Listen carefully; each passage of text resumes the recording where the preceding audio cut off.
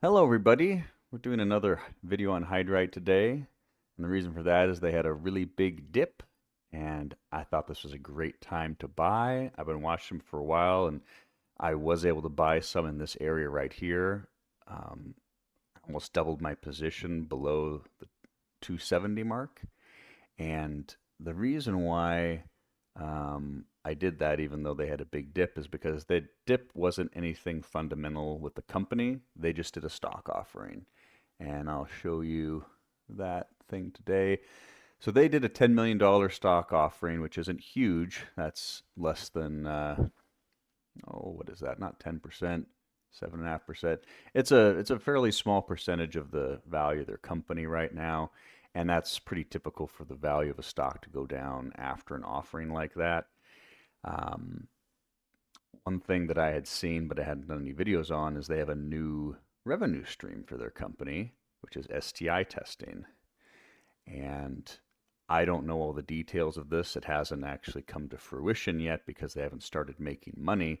But it does look like they have 50,000 pre-orders for this business. And that is pretty substantial.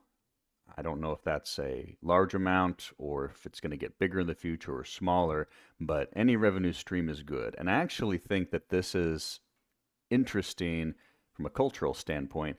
If you have an STI or you think you do, going to the hospital or going to any place with a lobby or a group of people, you feel seen and judged and uncomfortable, I would assume. Maybe some people don't care, maybe some people do care, but being able to do this at home and have someone come and take your blood, have someone come to your house, it seems like it's a lot more of a safe environment. And it probably also encourages people to get the testing done because it's easier to have someone come to your home than to go out. So I have a feeling this is going to grow pretty substantially. I don't know how much money they make per order. I don't know if they explain it yet, but uh, end-to-end care. But this looks like it's not only just the testing and pre-screening, but it's the treatment and everything else as well. Um,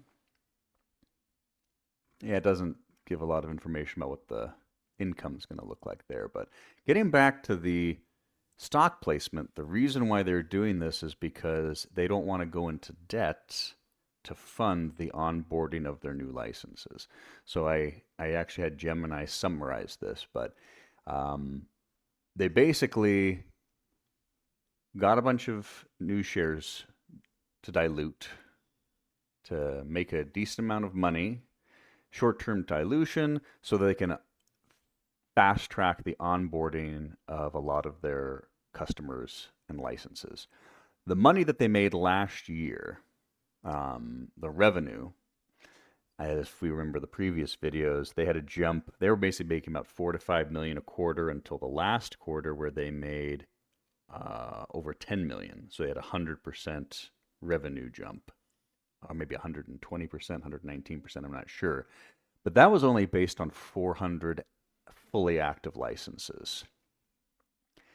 This right here is nearly 5 times, more than 5 times the amount of licenses that they have queued up and ready. That is what they have that they're going to try to onboard. So if these people do the same volume as these people this year, we could be looking at a 500% increase in revenue.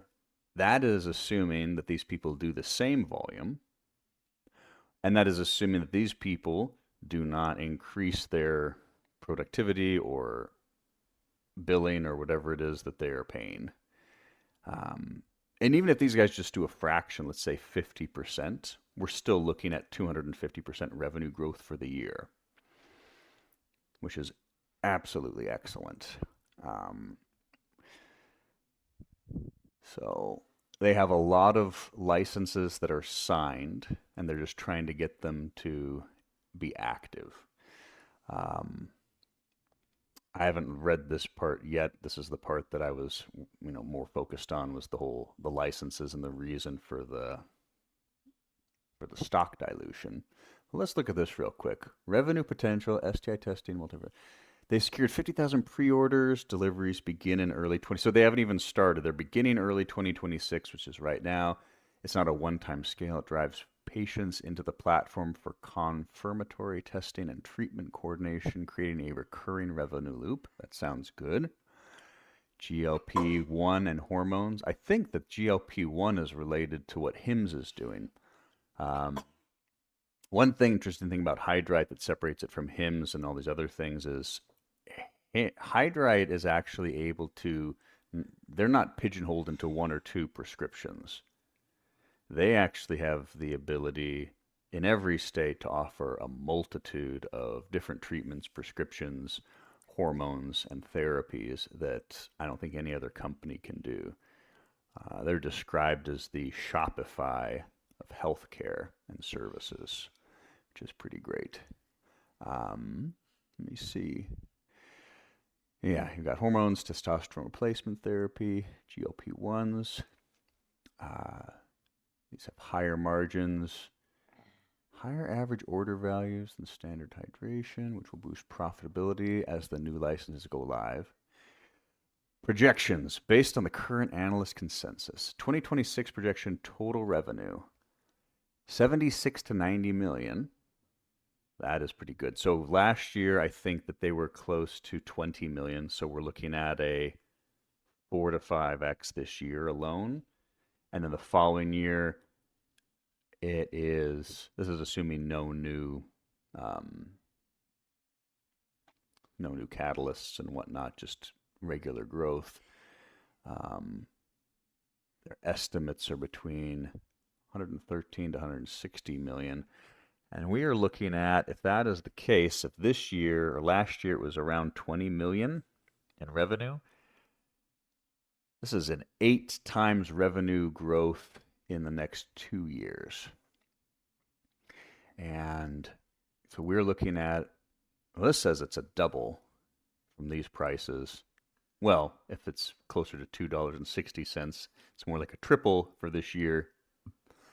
And then from this price on, it's looking like a 6x or a 4x to a 6x in 2027. We'll just have to see. But if they cleared these licenses, which it looks like all they really needed was money, not even to make it happen, but just they're trying to get it done quicker. If they can get that done quicker and get the money coming in quicker, they won't need to dilute anymore. They'll be able to use all that income to grow their business and not have to do debt or any more stock offerings. So anyway, I wanted to do this quick update on Hydrite. They are, I think they bottomed around here. This dip down here has become very rare. If there's a big dip, it recovers almost immediately the last 2 times. And we're still, that's 263. That was in the high 250s. This was getting into the 240s. Each little dip, we're having a fast recovery, and it's just higher bottoms is the thing. So even from the highs earlier this year, which was at 4, we're much lower than that right now. I think this is a great buying opportunity, and I bought more. What I may do, just because I'm getting over leveraged in Hydrite, I'm positive the price is going to go back up into the 350s. If it does that, what I may do is just take a quick profit on like a couple thousand shares. I've got a lot of shares in this, but I may just do that just in case there's another dip. I kind of don't want to, because it looks like it's been consolidating through this range for quite a while, and as the revenue increases, I don't think that it can sustain these low prices long enough. It's going to create new bottoms, and eventually 3 will be the floor, then 4 will be the floor. And it may take a few months, it may take till the middle of the year, but we're definitely moving in the right direction. So I will end the video there, guys. We've got a lot of stuff to look at.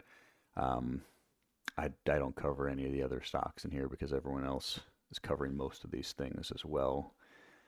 So I don't really need to go over anything. This is the only one that I don't see anyone else covering. So we'll talk to you later, guys. And happy investing.